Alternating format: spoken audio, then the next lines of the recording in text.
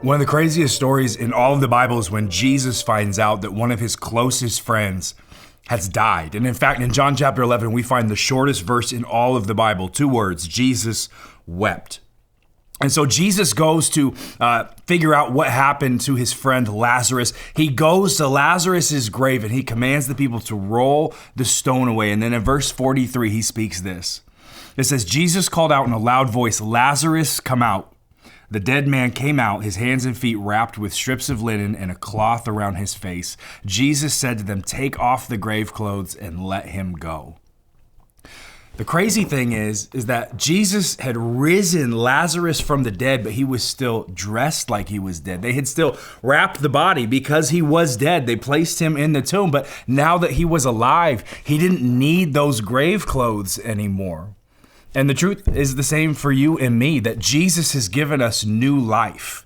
And yet, all the while, we keep thinking like we're dead. We keep talking like we're dead. We keep putting on our clothes like we're dead. What does that mean? It means that you're still walking in shame. You're still walking in doubt and insecurity. You're still defined by what you've done. You're still defined by what's been done to you.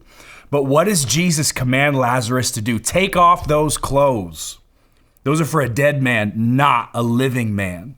And so it is with you and me. When you are walking with Jesus, you got to put those things behind you. And then naturally you go, well, how do I do that? Well, in Romans chapter 12, verse 2, Paul writes to be transformed by the renewing of your mind, which means that what you dwell on up here will determine what dwells in you. So if all you do is dwell on shame in your life because of your past, if all you do is dwell on insecurity because you feel like you don't measure up, if all you do is dwell on self-talk and self-deprecation, that's going to be who you are.